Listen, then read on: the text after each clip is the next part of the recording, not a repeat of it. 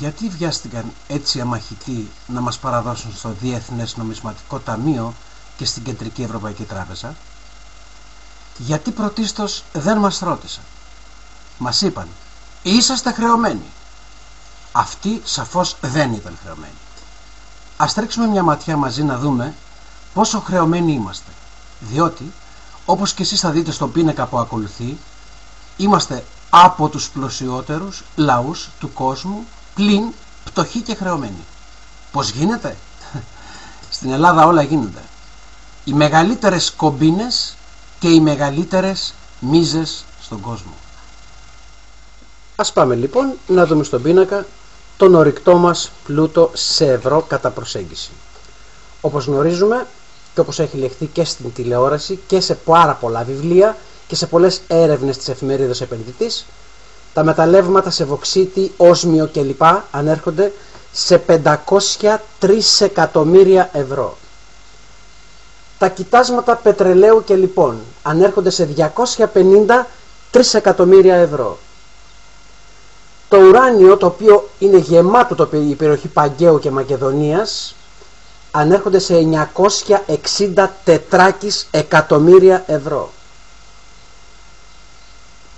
Μεγάλες και πρώτες ύλες όπως το ρουτίλιο, το λατέσιο, το λανθάνιο σε 104 εκατομμύρια. Ο χρυσός, τόσο των μεταλλίων της Χαλκιδικής όσο και όλο της Βόρειας Ελλάδας, ανέρχεται σε 703 εκατομμύρια. Αν τα προσθέσουμε όλα αυτά, ξεπερνάνε το 1 πεντάκις εκατομμύριο, 61 τετράκις, 403 εκατομμύρια σε ευρώ πάντα παρακαλώ.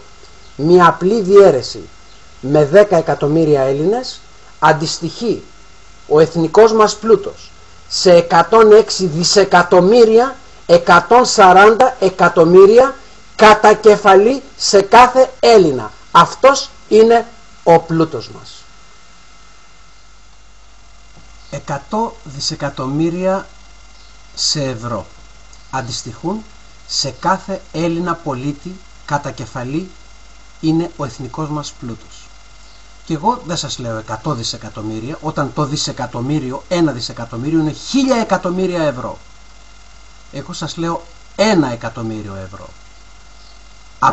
Από τα 100 δις σας λέω 1 εκατομμύριο ευρώ. Όχι και χρεωμένοι.